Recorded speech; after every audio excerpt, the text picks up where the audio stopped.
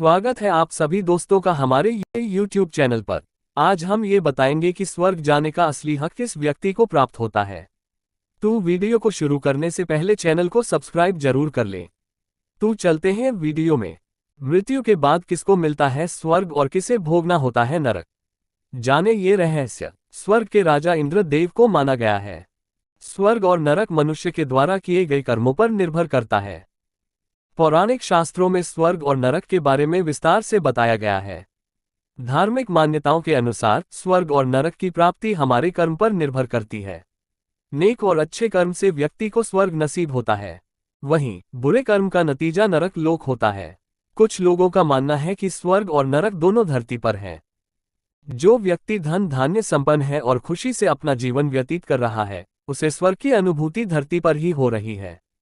इसके विपरीत जो लोग पाप करते हैं और धरती पर पीड़ा दुख कष्ट भोगते हैं, वही इनके लिए नरक है।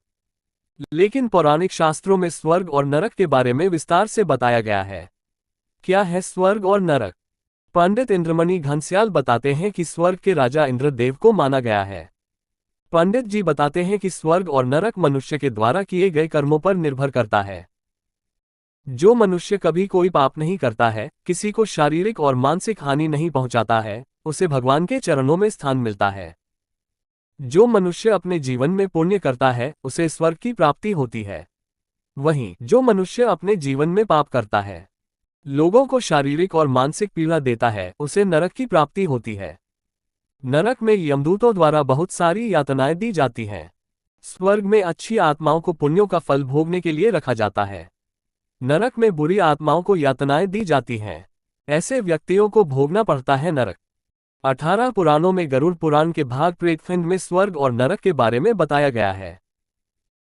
जो व्यक्ति हमेशा नेक कार्य करता है, उसे जन्म मरण के बंधनों से मुक्ति मिलती है और 84 लाख योनियों में भटकने के बाद मनुष्य जीवन मिलता है। व्यक्ति के कर्म ही निर्धारित करते हैं कि मरने के बाद उसे स्वर्ग में सुख मिलेगा या नरक में कष्ट। गरुड़ पुराण के अनुसार जो मनुष्य धार्मिक कार्य करता है और दूसरों की सहायता करता है, मंदिर प्याव आदि का निर्माण कराता है, वह स्वर्ग के सुख भोगता है। वहीं जो व्यक्ति ब्रह्म हत्या गौ हत्या करता है, स्त्रियों पर अत्याचार करता है और दूसरों को शारीरिक और मानसिक पीड़ा पहुंचाता है, वह नरक को प्राप्त होता है।